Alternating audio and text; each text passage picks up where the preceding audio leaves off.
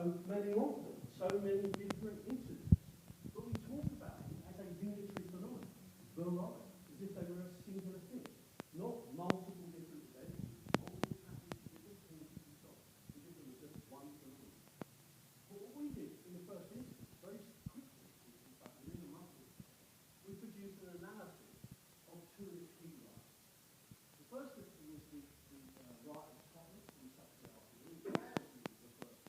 And the second was the riot on Monday evening, which I would argue was the biggest of all of the riots. It was the most widespread, large scale, involved the most people in the high violence. So, what did we find? Let's turn to context first of all. Look at these figures. Between April and June, in Haringey, the borough where Tottenham is, there were 6,894 stop and searches in 2 months. Can you imagine what it's like if you're black between the ages of, say, 12 and 18, living in Haringey? Can you imagine how many times you're stopped in a month? Even in a week? Even in a day you might be stopped 3 times. So there's a constant regime of stop and search. But look at this. Of the 6,894, 6,807 led to no further action. They're not actually achieving anything with a stop and search. There's nothing going on. There's no criminality there. The vast bulk of people getting stopped just sent on their way. No further action. And you think about the level of investment that's going into conducting that many stop and searches in a 2-month period. How much manpower, human resources, does it take to achieve that? It's an incredibly high investment in terms of where you're directing your staff. Nationally, black people are 26 times more likely than white people to be stopped by the police. This is the context. Is context important? Well, let's see. Mark Duggan was killed by the police at 6:30 on Thursday evening. Now, when that shooting happened, we didn't have a riot. The riot didn't happen on 6:30 on a Thursday, so people tend to associate the shooting with the origins of the riot. Well, why didn't it happen at 6:30 on Thursday? Well, as soon as people knew that he'd been shot, why didn't the riots happen then? What was going on? They didn't actually happen until, they didn't begin until around about 8:30 on a Saturday evening. So 3 days later, essentially. Or Thursday and Friday, so 2 days later, 48 hours. So what happened in that 48 hours? Well, first of all, we get the discourse around the shooting. We get the debate that Mark was a gangster. If you remember, that the discourse was there had been a shootout. If you remember, there was a police officer with a bullet in his radio, and the Evening Standard started to report there'd been a shootout between Mark Duggan, a gangster, and the police. And that's what everybody started to think initially. But even though Mark had died in that context, what's normal for the police to do is to appoint a family liaison officer. It's standard practice. It didn't happen in this circumstance. Mark's family were not formally notified by the police that Mark had been shot and killed. Nobody went round to the house. Nobody knocked on the door and said, "Excuse me, Mr. Duggan, I've got some terrible news for you. I'm afraid your son's dead." Nobody said that. Nobody went round there. No formal notification whatsoever. Instead, in the media, there's this debate about the fact that Mark was a gangster in a shootout. But remember, then it suddenly came out that the bullet in the officer's radio was police issue. He'd been shot by a police firearm, not by Mark Duggan at all. So the notion that Mark had fired a gun was completely, there's no evidence for it, but that was the assumption. But nonetheless, the key issue for the family and for the Broadwater Farm community is that the police had not notified the family. So they went to the police station on Saturday morning and they said to the police, "We want formal notification. And if we don't get formal notification, there is going to be a demonstration.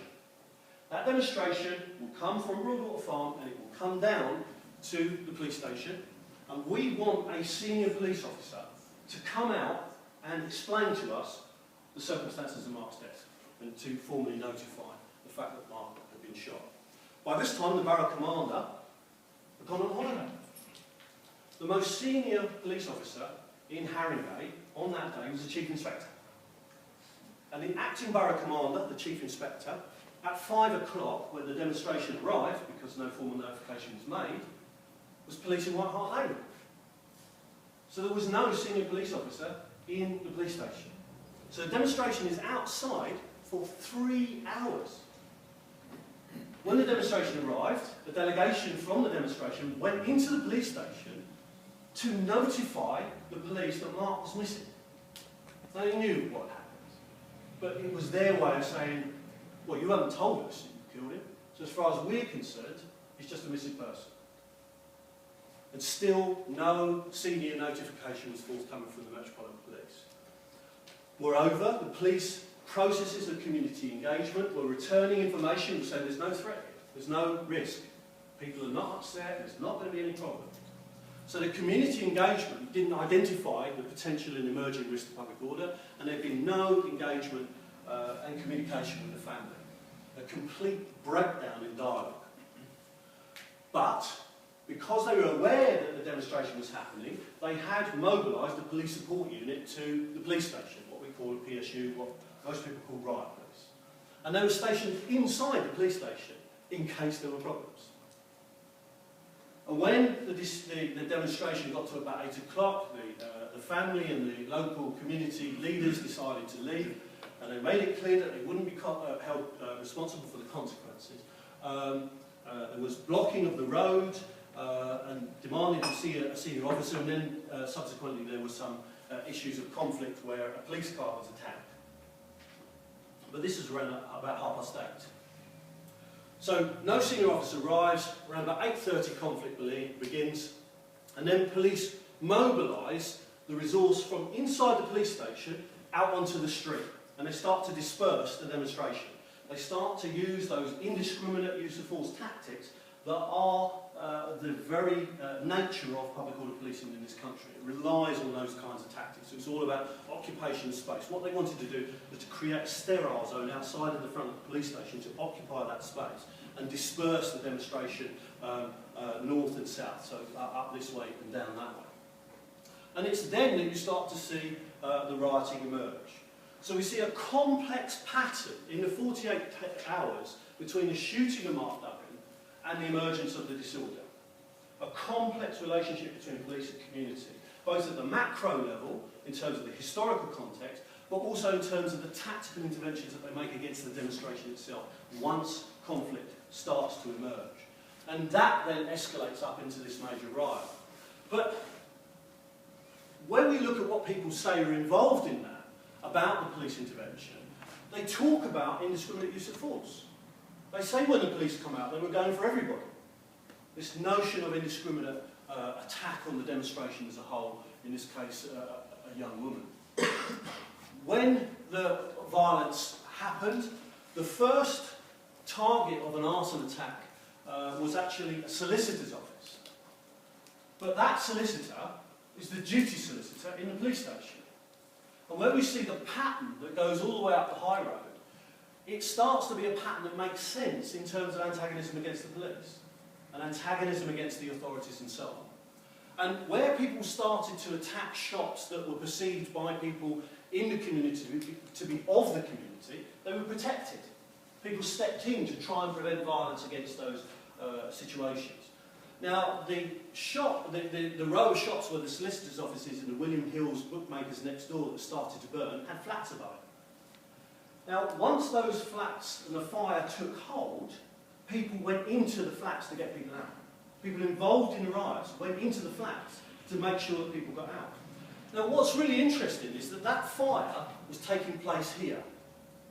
Did you know that there is a fire station here? Less than 250 yards away. Why wasn't the fire extinguished? I think that there's evidence here that says, well, actually people kind of assumed that it would.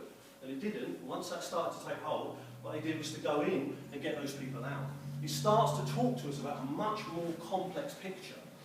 And then when we get to the Carpet Right building and so on, what we start to see is evidence of people utilising this as an opportunity to attack, because the expression of power becomes an end in itself.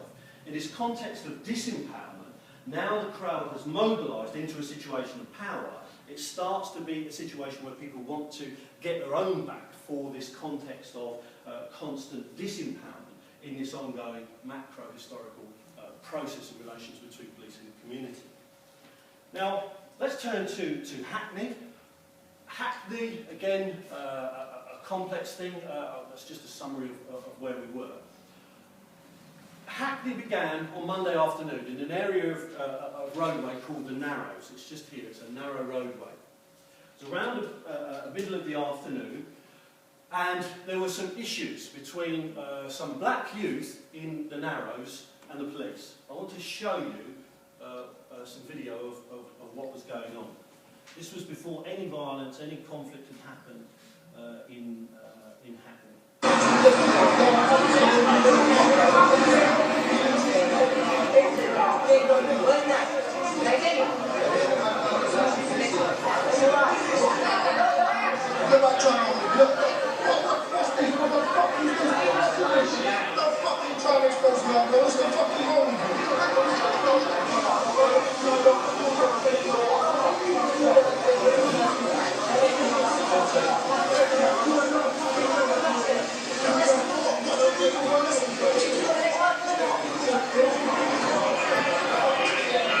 We're running out of time, so I can't show the whole thing, but at the very least it gives you the idea.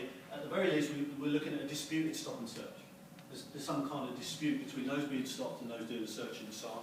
That led to people around the vicinity growing in number, and then resources were put into the situation to start pushing those people south down Mare Street. More and more resources started to flood in because there was this perception of a growing situation of problems. And I want to show you this is about 20 minutes after that first incident, and this is going to take...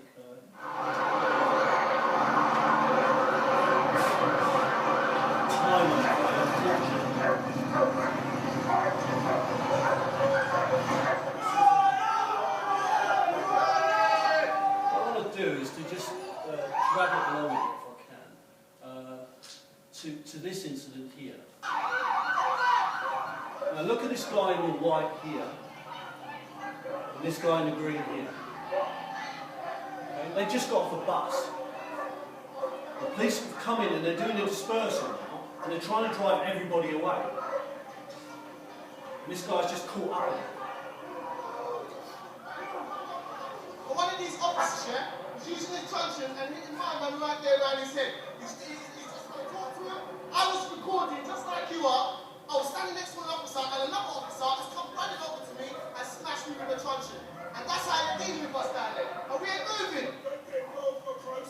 Okay, we'll move on again because we're rapidly running out of time. But again, you see this process of emerging perceptions of police illegitimacy and the notion that they're embedded somehow in indiscriminate use of force by police. I ain't doing nothing wrong. You come in done this to be blah blah blah blah blah. This is how they're doing around here. And what's interesting about that interaction is it starts to become racialised. That his perception is happening to him, but not to white people who are standing in the same vicinity. And this is a further reflection of the inherent racism of the police. And that's linked back to the context of stop and search and so on. And then we get this. Now this is it. There's a lot of this is in kind of patois, so it's a bit difficult to follow, but I think you'll get the gist of it. This is a rioter after the significant rioting had begun to develop, and some people interview him and listen to what he has to say. Why go when this man attack the piss? Why go when this man attack the piss? Take very English, and at the end of the day, it was inevitable. You go around hustling people, taking the piss out of people, and this is what's going to happen. Police take the piss, and at the end of the day, they go down the man for nothing. And what? Do you think it's still about Mark? Is it still about Mark? It's about where you want to go out of it. At the end of the day, what are these doing? Stop that. What's opportunity to? Yeah. All day long, opportunity.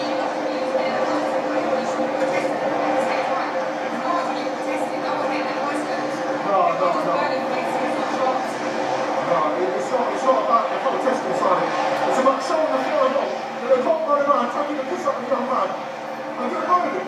So therefore, you're going to smash up the area and let them know that next time they do this kind of shit, this is what's going to happen.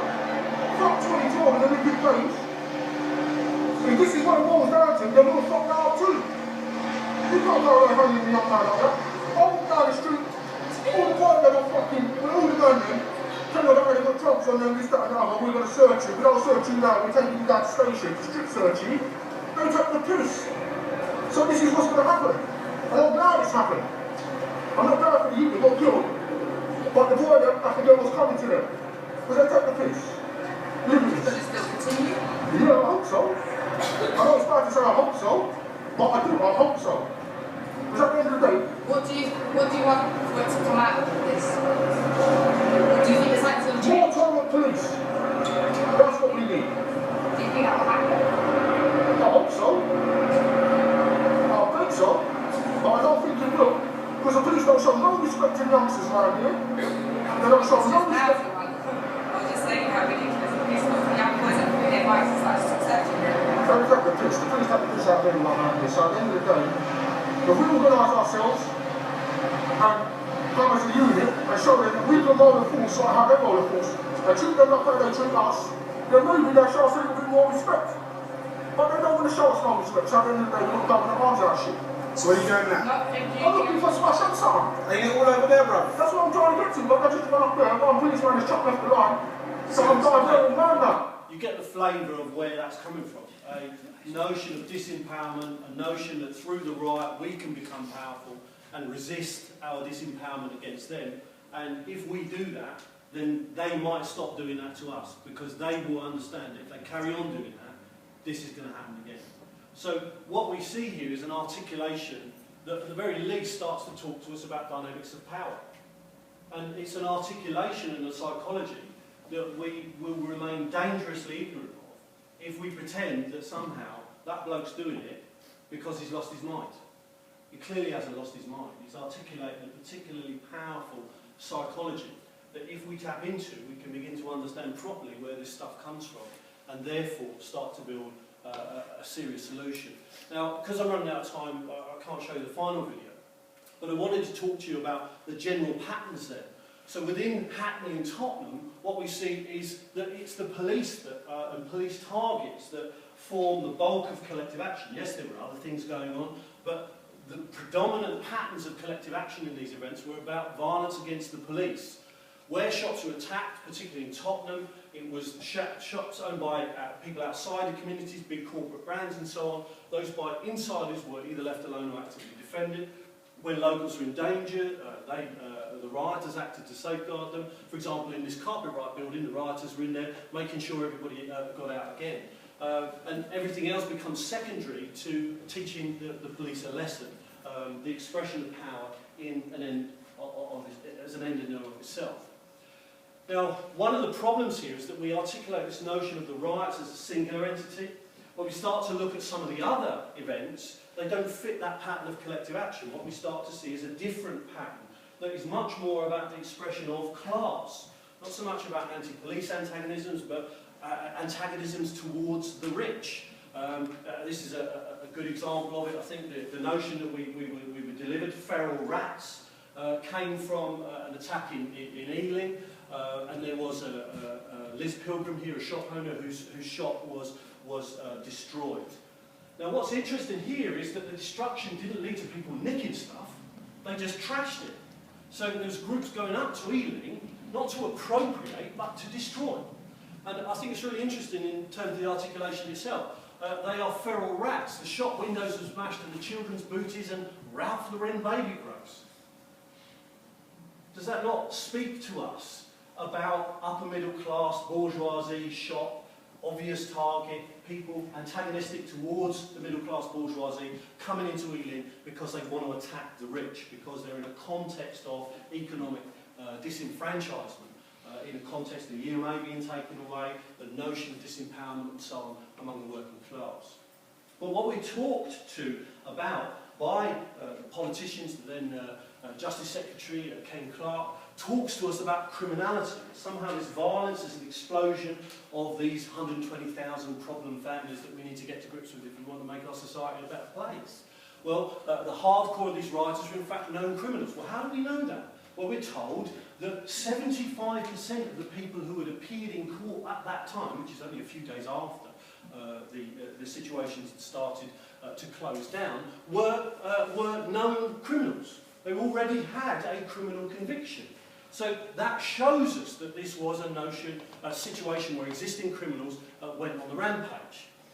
Well, that's not necessarily fit the wider body of evidence. First of all, when we look at the looting, for example, the looting was clearly patterned. We see here that the number of shops, the largest bulk of shops, were actually the big consumer electrical goods, the JD Sports, the big brand stuff. The notion of these independent small shops who are owned by people in the community, very small number of places like that were actually attacked. It was all the big JD Sports and so on, the corporate stuff in these kind of areas. Let's think about how the arrests were actually made. Only 10% of the arrests in total were made by Tuesday morning. Remember that the riots had concluded in London by Tuesday morning. So only 10%, but 90% of the arrests were after the event. So how do you arrest people after the event? How do you know who they are? What do you do? Well, you go to CCTV evidence. And how do you know who's in the CCTV? Because you've nicked him before. They're known to you. So it's most likely that the people who have been arrested are already known to the police with their faces uncovered. It's just an artefact of the arrest process that was engendered after the riots, where they're doing a fishing exercise to pull in people to try and resolve this problem. Let's look at the arrest conviction figures nationally on a normal, anybody, in any court, anywhere. The actual figures are, I think, 77%. So in any court, 77% of people appearing in court have already got a prior conviction. So if we find 75% in the context of the riots, no different to normal. So it doesn't show us anything, really. It's not novel statistic at all. That's a general pattern in all forms of criminality, all forms of offending, nothing specific to the riot. So these statistics are actually really, really problematic. We can see, even by a cursory glance at the evidence in these kinds of circumstances, that there is a very complex phenomenon at work here that starts to show a picture that's actually more consistent with the scientific evidence and theory than it is with the widely scientifically discredited mad mob classic theory. Yet it was the mad mob classic theory that was reignited in the context of this riot. The science was kicked into touch as if it was completely irrelevant. And then what we end up with is a situation where the supposed solutions fit with a reactionary form of policing that we also know in science is actually counterproductive to maintaining public order in society. That actually what we need to hang on to here is the realisation that we need an evidence-based approach to all of this, that we can't allow in these circumstances for the facts to be disregarded so blatantly, that science has a role to play. It has a very productive role to play in the maintenance of public order, in the management of democracy, in the management of protest and crowd events, in the avoidance of public disorder in the context of these riots. And yet we see a situation where that relationship is at best disregarded, and I would argue actually significantly under threat. Because the evidence here does problematise the notion that the riots were random explosions of mindless criminality.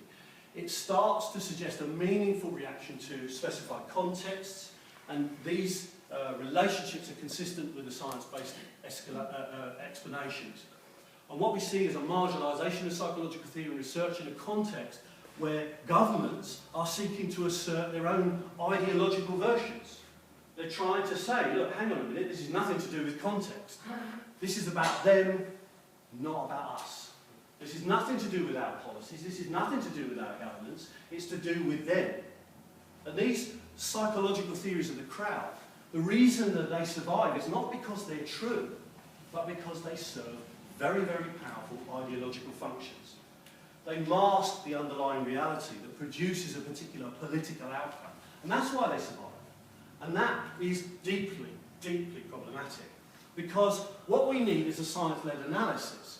Because that science-led analysis does actually say something very, very profound about resisting a deterrence-based policing approach. It says that AEPs and water cannons are the wrong way to go.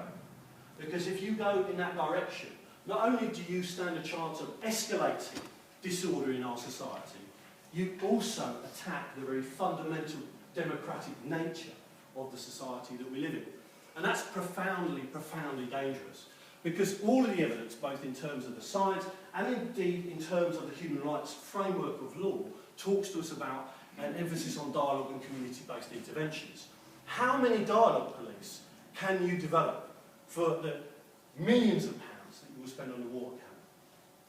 And I would argue that if we were going to have an evidence-based approach, it would mean that we would have an efficient investment of that money into a genuine, or a solution, or an approach from the police that has a genuine opportunity to produce a solution to these situations that plagued our society in 2011. And as far as I'm concerned, the debate shouldn't be about blame. It's not about blaming us, blaming them, blaming the cops, blaming the government. It should be about seriously facing up to the facts so that we can produce a genuine solution. Thank you very much.